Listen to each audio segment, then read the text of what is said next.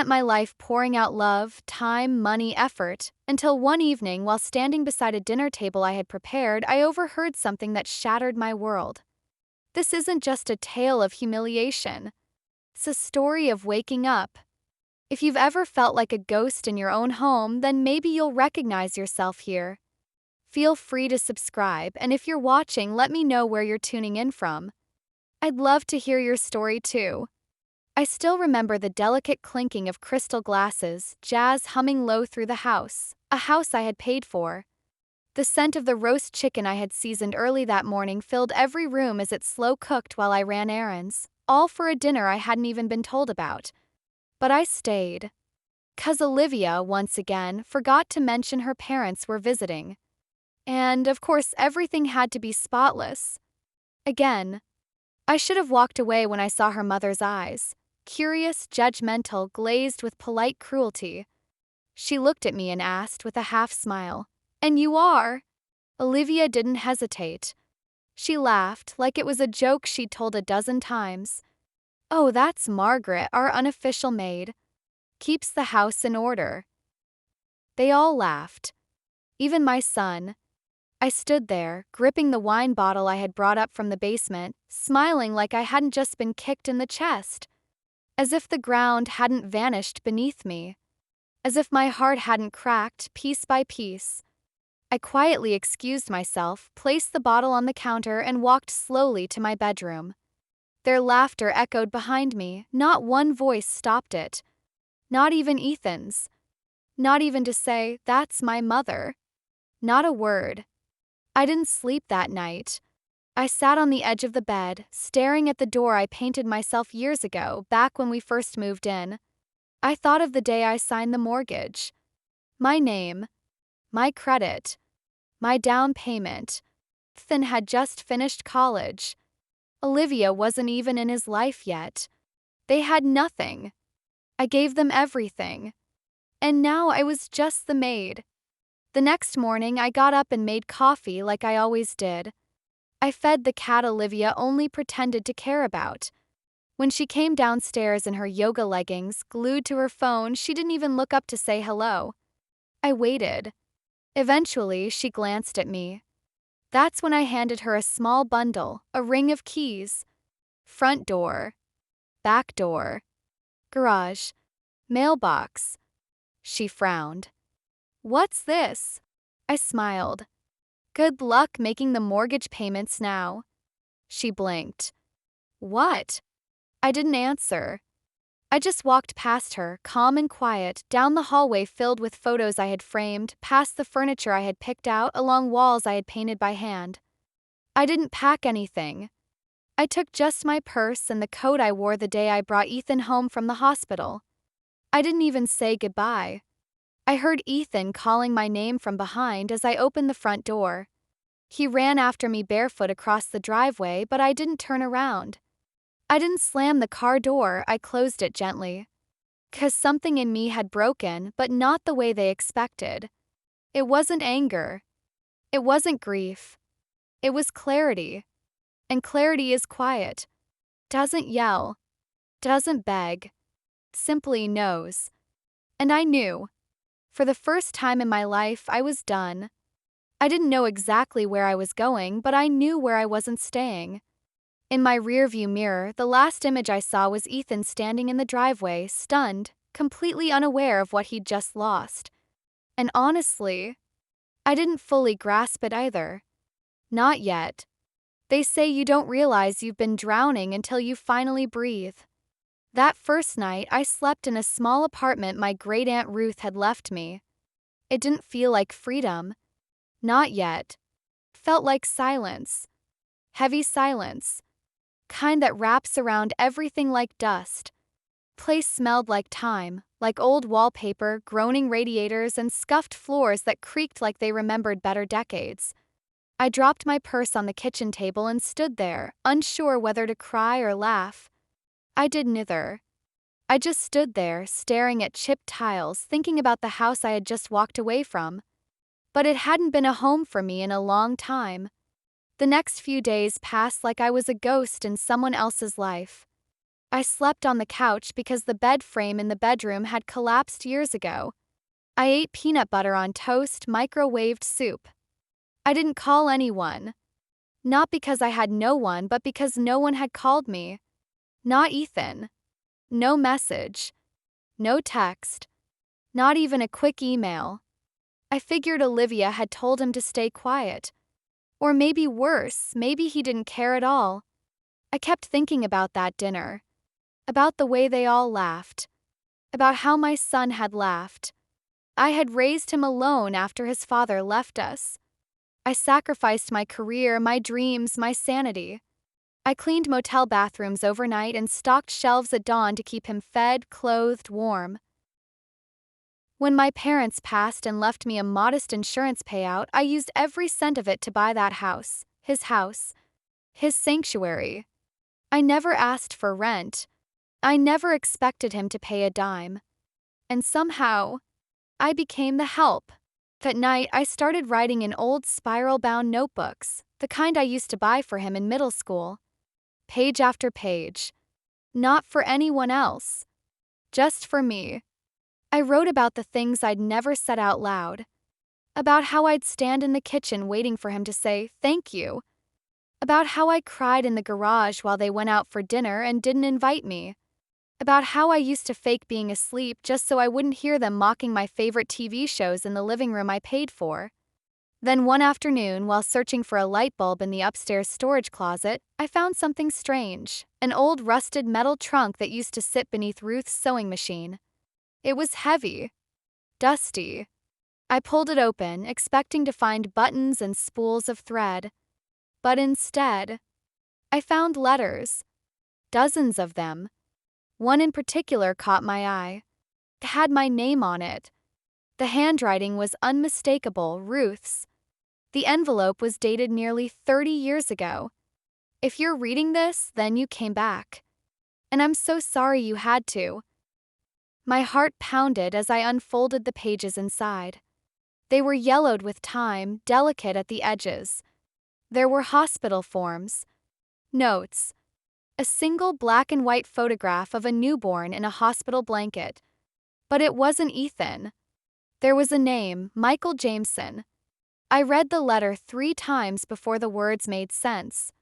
Ruth had once been a nurse, at the same hospital where I gave birth to Ethan. She wrote that she had always harbored doubts. That on the night Ethan was born, something didn't sit right with her. A last-minute room change. Confused ID tags. Chaos in the nursery. She said she raised her concern, but by then it was too late. The babies had already been discharged to their families. She had hoped it was nothing. Prayed she was wrong. But then, years later, while sorting through her old paperwork, she found something. A quiet legal settlement. A hospital document. A payment made to another family. That's when she knew. Ethan wasn't my biological son. My hand shook. I gripped the edge of the kitchen counter, staring at that photo of baby Michael Jameson. My head spun. I felt like I might faint. My body didn't want to believe it, but my gut already knew. 'Cause suddenly everything made sense. That distance I always felt from Ethan. That chill in his voice. That strange disconnection I never dared to name. Maybe it wasn't just in my imagination. Maybe we'd both always known somehow deep down that we didn't truly belong to each other. And in that moment, I didn't feel anger. I didn't even feel pain. I felt free. Not because I didn't love Ethan. I did. But because for the first time I understood. My years of heartbreak, the constant rejection, the subtle cruelty, it hadn't been a failure of motherhood. It hadn't been me. That night, I stayed up reading everything Ruth had left in that trunk. DNA test results. Affidavits. Newspaper clippings. One tiny article about the Jameson family, a well-off, respected couple. Educated. Stable. Still living in town. Still raising their children. One of whom was Michael Jameson, my son. My real son. He had grown up just a few miles from me and I never even knew. I gently tucked the documents into a clean envelope and slid it into my nightstand drawer. Then I stood in front of the mirror and looked hard at the woman staring back. I didn't recognize her. But for the first time in a long time, I wasn't ashamed of her either. She was bruised. But she wasn't broken. She was awakening. And the world had no idea what that meant yet. There's a kind of silence that doesn't comfort you, it presses in. That was the silence I lived in after reading Ruth's letter. A silence that followed me everywhere. I didn't know what to do with what I had discovered. I carried it around like a secret too sharp to hold, too dangerous to speak. I didn't call Ethan. I didn't go searching for Michael. I just existed. Each morning, I'd wake up in that small apartment, make myself one cup of coffee, stare out the dusty kitchen window, and try to understand who I was now. The woman who raised Ethan, she was someone else. She had given up everything, her career, her comfort, her identity. She had scrubbed toilets and clipped coupons and stitched together a life out of pure will. But now? Without that role, who was I? One night, the old heater gave out. I lit a candle, wrapped myself in layers, and sat on the couch with Ruth's envelope in my lap. I read through every sheet again. The hospital documents. The photos. The timeline. Every date and signature. It was real. Michael Jameson was born the same night Ethan was. Same hospital. Same wing. And the hospital, to cover their mistake, had paid a settlement to the Jamesons, hoping no one would ever find out. But Ruth had. She'd made copies. She had saved them for me, quietly, secretly, like she knew someday I would need them. And now here I was, holding the truth in my hands. And grieving. Not for Ethan. But for Michael. The birthday parties I never threw. The art projects I never helped glue. The scraped knees I never kissed. The bedtime stories I never got to read. All those moments I thought I was giving to my child. They had belonged to someone else. And yet, I didn't hate Ethan. I had loved him unconditionally, even when it hurt. Even when he made me feel invisible. But when the person you raised watches you be ridiculed, when he doesn't speak up, when he lets others humiliate you and says nothing, it forces you to face the truth. He didn't mistreat me because we weren't blood. He mistreated me because he chose to. 'Cause Olivia gave him permission to. 'Cause at some point I became disposable. But Michael, he didn't even know me. And still he had shown me more kindness, in a glance, a smile, a tone, than Ethan had in years. I wasn't ready to speak to Ethan. Not yet. But I needed to see Michael, not as some fantasy or name on a file, but as a person. I had to know if what I was feeling was real or just projection. So, one Tuesday afternoon, I walked into town and stood across the street from a little bookstore I'd passed a dozen times before. I'd never paid it much attention until I read the name painted in soft gold across the window. Jameson's Books. It was deep green with hand-painted signs about poetry nights and local authors. And there he was. Michael. He looked about 30, maybe a little older. Glasses, short dark hair, soft posture, warm smile. He was helping a young woman find a poetry collection. His voice was patient, his tone low and steady, the kind of voice people leaned into. I stood frozen on the sidewalk, heart pounding, breath shallow. That was my son. The one I never got to raise. And I cried. Right there on the corner. Not loud, not shaking. Just tears that slid down without permission, soaking the collar of my coat. But I didn't go in. Not that day. I came back the next day. And the next. Became a ritual. I'd walk the block, sit on the bench near the cafe, sip from a paper cup and pretend to read something on my phone, while watching him run that little shop like it was a living thing. It wasn't stalking. It was mourning. And preparation. 'Cause slowly, while sitting there outside that shop, I began stitching myself back together. I started to notice things. The rhythm of deliveries. The local customers. Michael's smile as he waved goodbye. And while I observed him, I also began to look back at the life I had walked away from. Ethan, Olivia. I still knew their patterns by heart. Olivia constantly posted on social media. Every brunch, every boutique yoga class, every spiritual retreat, all tagged, geotagged, hashtagged. It was all there for the world to see. It didn't take long to realize something was off. They weren't struggling. They were pretending not to. Olivia's business, some vague coaching brand, was smoke and mirrors.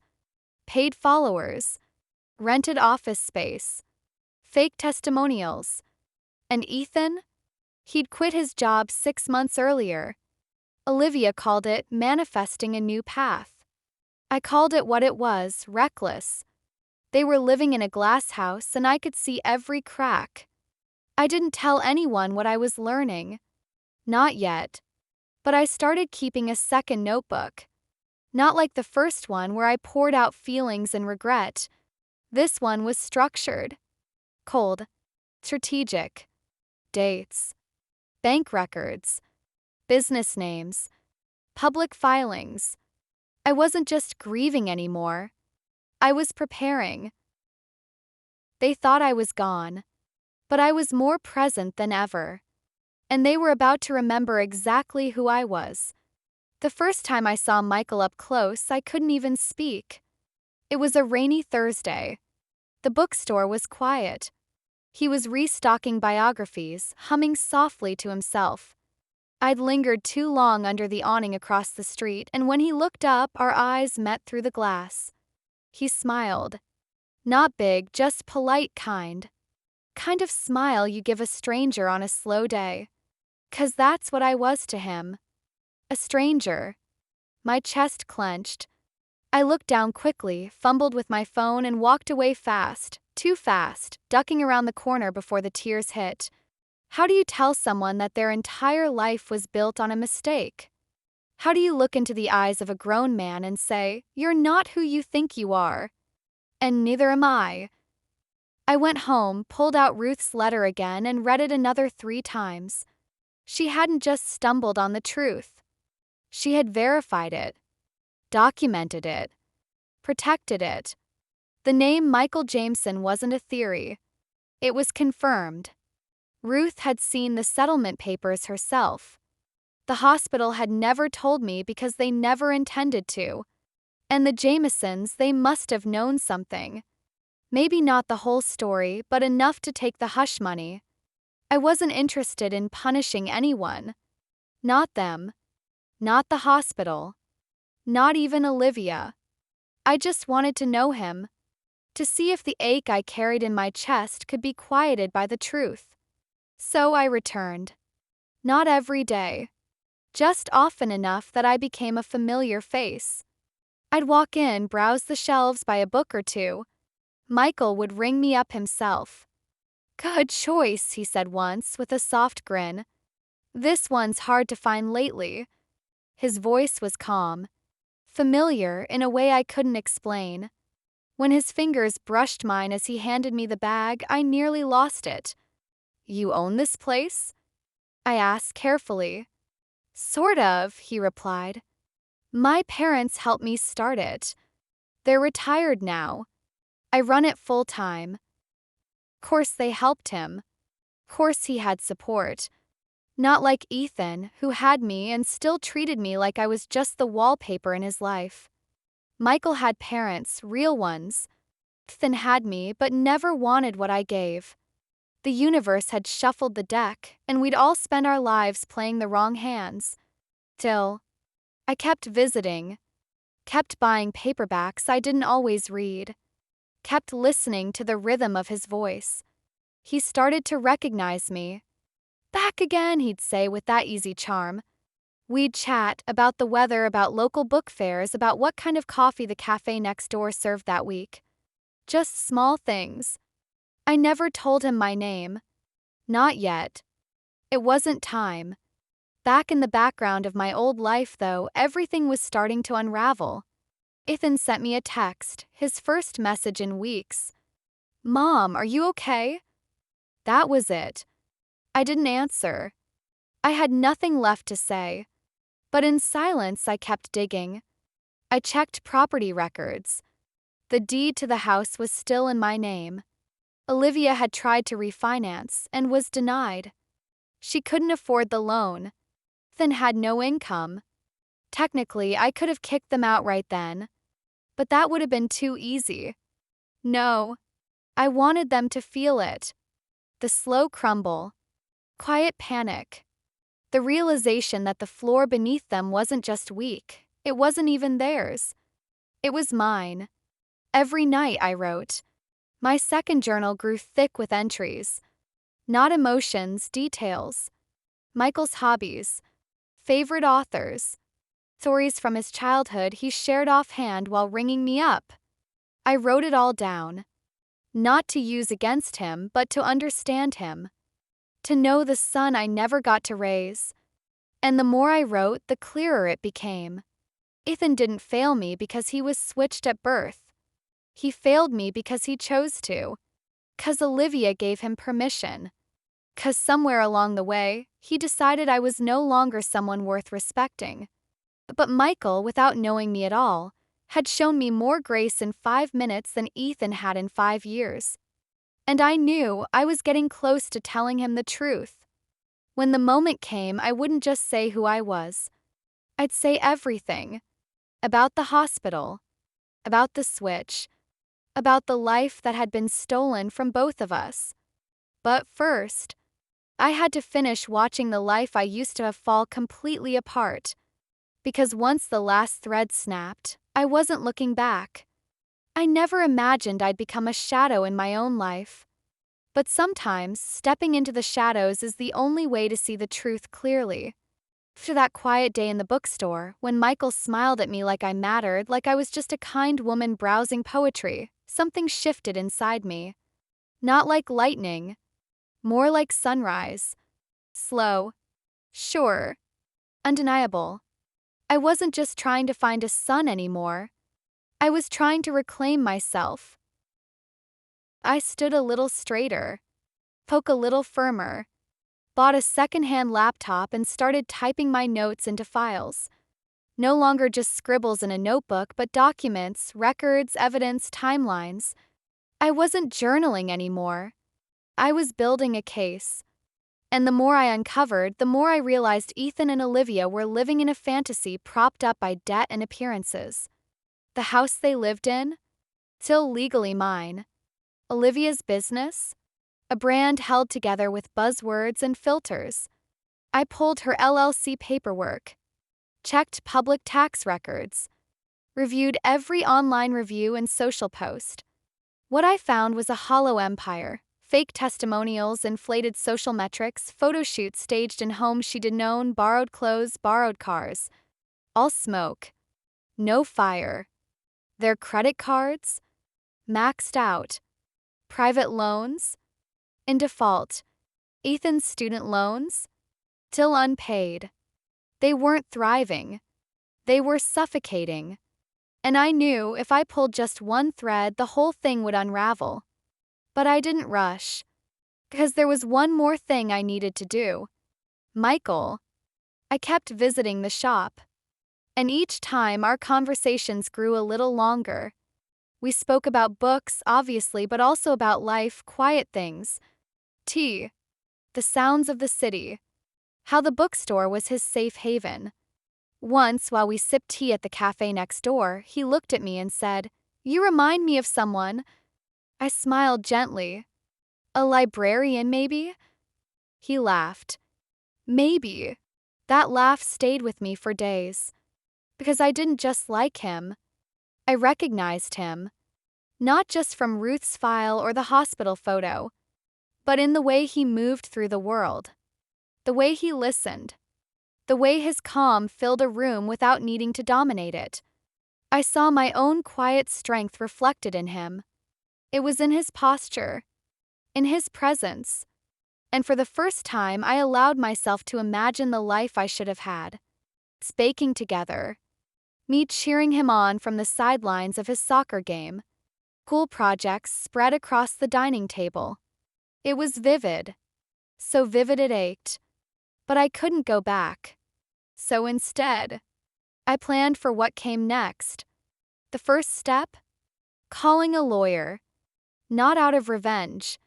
Out of justice. I told her the house was mine, legally, financially, historically.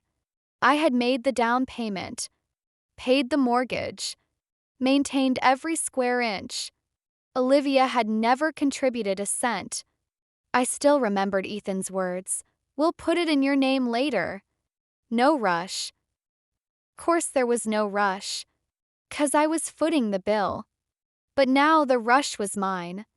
My attorney, a woman in her 50s with steel in her eyes, listened without interrupting. When I finished, she said, "We'll file the motion this week." That evening, I walked past the house.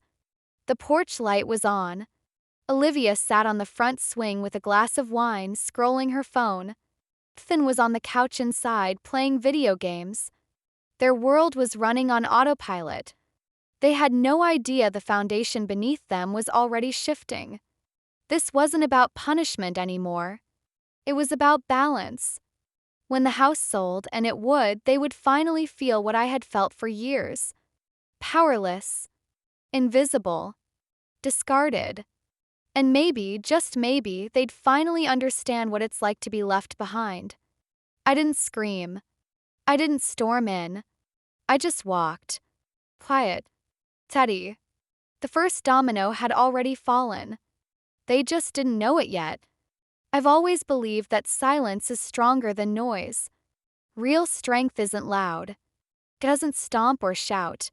It stands still. It knows. So when the official notice went out, informing Ethan and Olivia that the house was being listed and the mortgage was no longer theirs to pretend about, I didn't scream. I didn't even speak. I was sitting in a cafe near the courthouse, stirring honey into my tea with a steady hand. My lawyer had promised they'd get the notice by 9 a.m. At exactly 9:03, my phone buzzed. Ethan. I stared at the screen. Let it ring. Then flipped it over and left it face down on the table. I didn't need to hear his voice, 'cause I already knew what he would say. Hours later, an email came through. Simple. Short. Mom, what are you doing? Please call me. Olivia is freaking out. Course she was. The mortgage was due and now they couldn't refinance. Because the woman they thought was too soft to matter was the one holding the deed. And they never saw it coming. A week later, another call. This time from Olivia. I didn't answer. She left a voicemail, tight, strained, and just barely holding on to composure. Margaret, we really need to talk. This is clearly a misunderstanding. Ethan says you're going through something and we just want to support you, but you're putting our lives at risk, and that's not fair. I listened twice. The way she said our house. The way she painted me as unstable. She still didn't get it. But she would. 2 days later, I heard a knock at my apartment door. I looked through the peephole and saw him, Ethan. His hair was a mess. There were bags under his eyes. He looked smaller somehow, like a man unraveling. I didn't open the door. He knocked again. Soft. Then, after a moment, "Mom, please don't do this." I stood on the other side, hand on the doorknob. But I didn't turn it. Let him sit in that silence. Let him feel what it's like to be unheard. Just like I had for years. The following week, my lawyer finalized the listing paperwork. The house was going on the market. And legally, every cent would come to me. Olivia tried to contest it. Claimed she had contributed, that she had added value. My lawyer didn't flinch.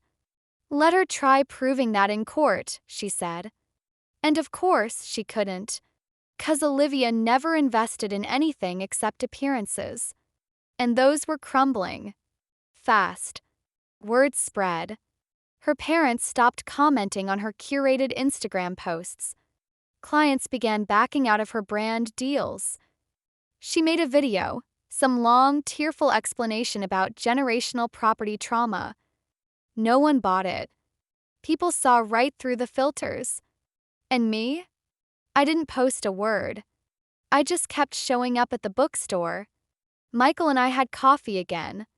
This time we talked about an old novel we both loved. He recommended a memoir. It's about grief, he said, but also about forgiveness. I swallowed hard. I think you'd like it. Maybe I would, I said. Just not yet. At home, I began boxing up old photos. Thin as a baby. Birthday parties. Cool pictures. Smiles that I used to think meant something. I didn't throw them away, but I packed them up. Because the woman who once lived for everyone else, who bled herself dry for a family that never gave back, she was gone. And the woman who remained? She wasn't angry. She was awake. Papers were signed. The house was listed. And somewhere across town, in a quiet bookstore with green trim and golden lettering, my real son was laughing at something a customer said, completely unaware that everything was about to change.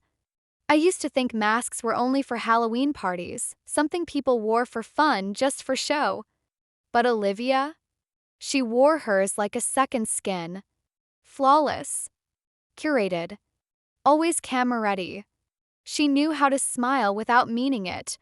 How to pose for a photo like she'd rehearsed it 100 times. How to adjust her voice for the room she was in. But the thing about masks? They crack. And I was going to shatter hers. The idea came to me one morning as I scrolled through the local business directory, sipping lukewarm tea. I already had enough dirt, credit issues, fake social media deals, failed refinance attempts. But I wanted more than rumors. I wanted proof. So I hired someone. A quiet, unassuming man named Darren, a local business consultant. Professional. Discreet. Kind of person who knew where to look. I gave him the name of her company, Olivia Sens LLC. Nothing shady, I said. Just a private deep dive. He didn't ask questions. A week later, he handed me a neatly organized folder. And even I wasn't prepared for what was inside.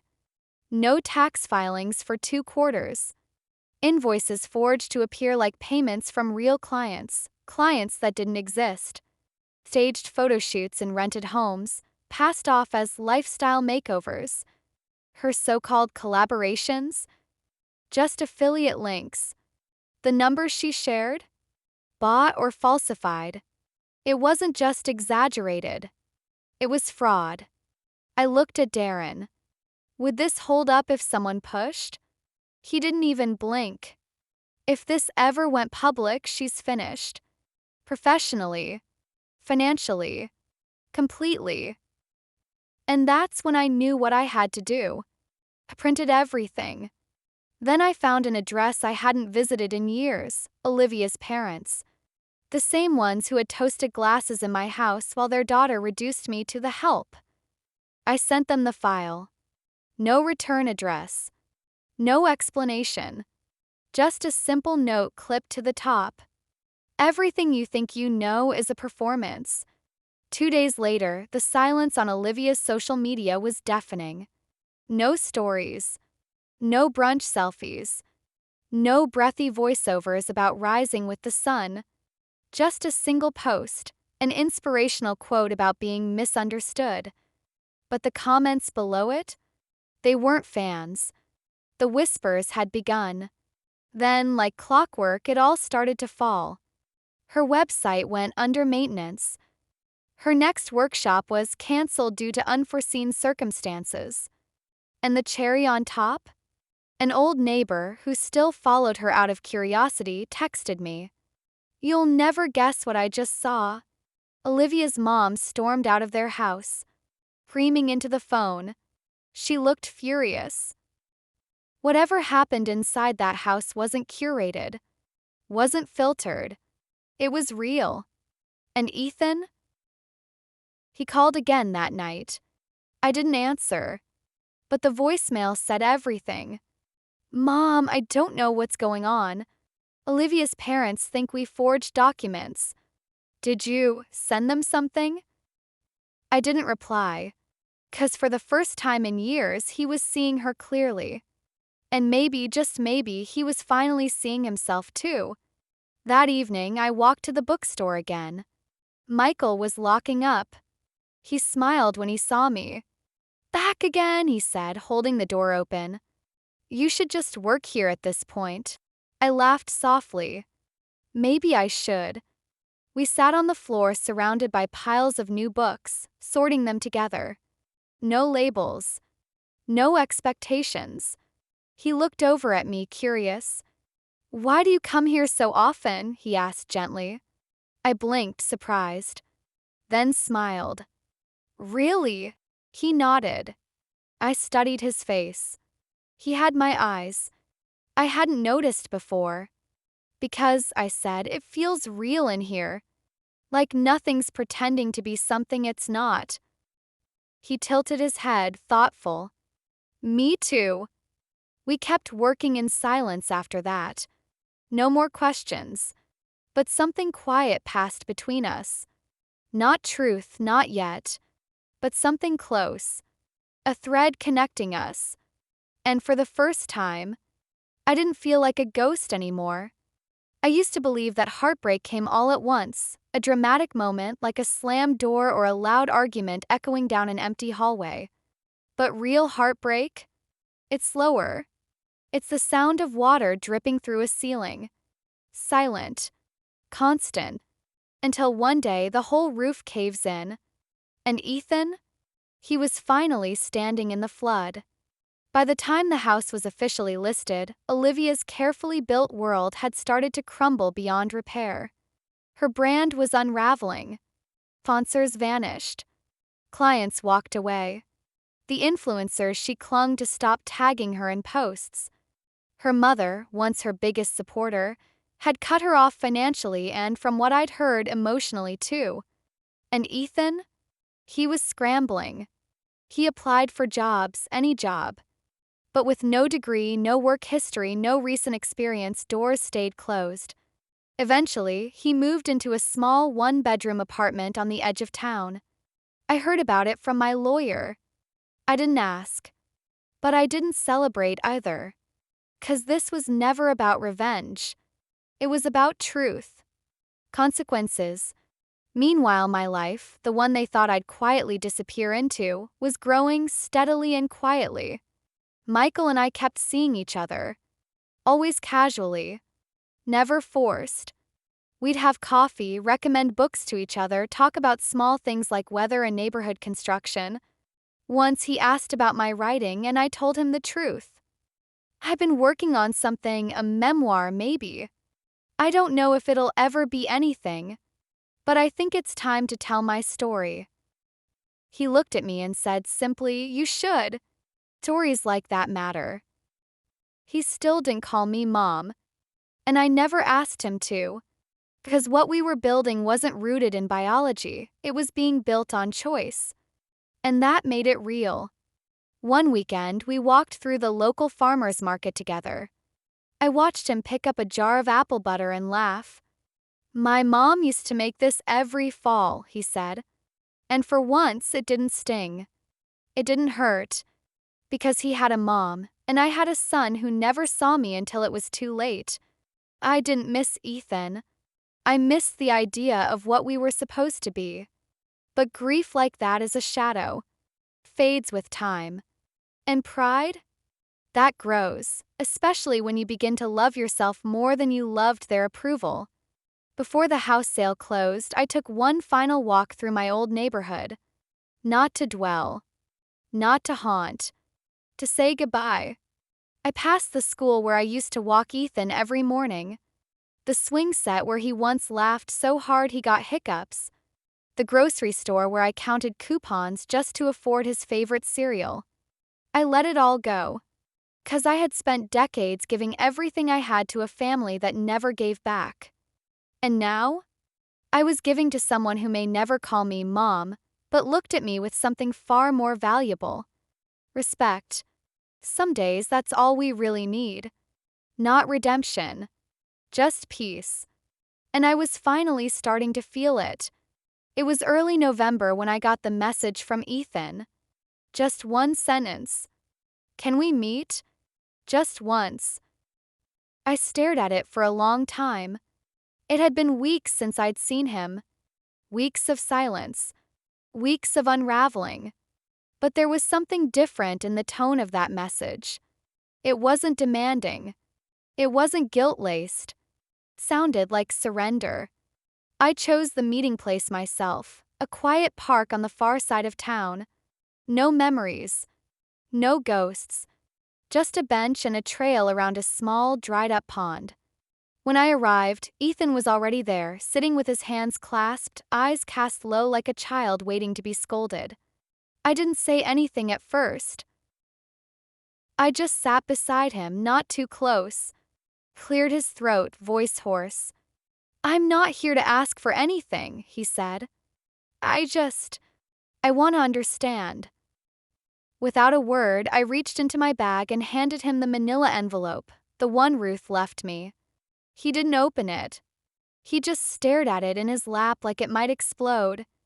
"I did my own test," he finally said. "Same result." I nodded once. He looked up, eyes searching. "I've spent weeks trying to figure out what that makes me. If I wasn't really your son, then what was I?" I turned to him slowly and answered gently. "You were my child." He blinked, confused. "But I treated you like—" "I know how you treated me," I cut in. He flinched. "I'm not asking for forgiveness," he said quickly. "I don't deserve it." I looked at him, honest and clear. "You don't." He bowed his head. "Then what does this mean?" I took a breath. "It means I finally love myself more than I love the idea of you." The silence that followed was thick, heavy, full of everything we hadn't said for years. He spoke again, quieter this time. "I thought I was protecting Olivia, supporting her. But I was just hiding behind her, wasn't I?" I didn't answer right away. Eventually, I said, "You let her rewrite the story. And you handed her the pen." He nodded slowly. "I wish I could undo it." "You can't." We sat like that, facing the dry pond, two people who had shared a lifetime, unraveling it in the cold air. Then he said something that took me by surprise. "I hope he's good to you." I turned, startled. "Michael," he clarified. "Your son." A breath caught in my throat. "He's kind," I said quietly. "Gentle." Ethan gave a sad, crooked smile. "Guess some of that came from you then." We both laughed. It wasn't joyful. It wasn't bitter either. Just tired. Human. "I don't want to be in your life if it hurts you," he said, voice breaking. "But if there's ever a place, just a small corner of it." He didn't finish. He didn't need to. I stood and looked out at the trees, their branches mostly bare now. Leaves like ashes scattered along the path. "I'll think about it," I said. He nodded. "That's more than I hoped for." As I turned to leave, I placed my hand gently on his shoulder, just for a second. And that was it. Not closure, but understanding. And that, I realized, was enough. Because I didn't need to fix him. I didn't need to be fixed either. I just needed to be free. And I was. Truly, deeply, finally free. Freedom always sounded like a big word to me. Like something they said in political speeches or wrote in old books, not something a woman like me could live. But that morning, when I turned the key in the front door of Michael's bookstore, I finally understood what it meant. He'd called the night before. "Can you stop by tomorrow?" he asked, voice casual but with something underneath, like a current beneath calm water. When I walked in, he was standing near the back wall, beneath a new wooden sign mounted above an arched doorway. It read, "The Next Chapter." I smiled. "What's this?" He handed me a key. Brass. Simple. Smooth from polish. "It's a new space I'm opening," he said. Reading corner. T. Author nights. A place for people to feel like they belong. I turned the key in my hand, unsure what to say. And you want me to open it? I asked, half joking. But his expression didn't change. I want you to have it. I froze. He looked at me then, no hesitation, no pity. You gave your life to people who treated you like background noise. But I see you. I see everything you are. You don't need to prove anything. You already have. Tears pressed behind my eyes. I blinked fast. You don't have to do this, I whispered. I know, he said. But I want to. So I walked toward the door beneath the sign and slid the key into the lock. Turned with ease. Inside was a room already half set up. Sunlight streamed through tall windows. Shelves lined the walls, some filled, some waiting. Cozy rug. A worn leather armchair. A round table with a tea set. It felt like something I'd dreamed of long ago and forgotten. I turned back to him. Michael. He just smiled. Consider it yours. For however long you want it. I stepped inside. The air smelled like paper, wood polish, and lavender. And for the first time in years, no, in decades, I felt safe. Not because someone was saving me, but because I had finally stopped giving everything away. That night, I sat in my apartment for the last time. My old notebook rested on my lap, the last page still blank. And then I wrote, I was a woman who gave until I disappeared. Then I became the woman who took it all back. Not with rage, not with fire, but with silence, with truth, and with a strength they never saw coming.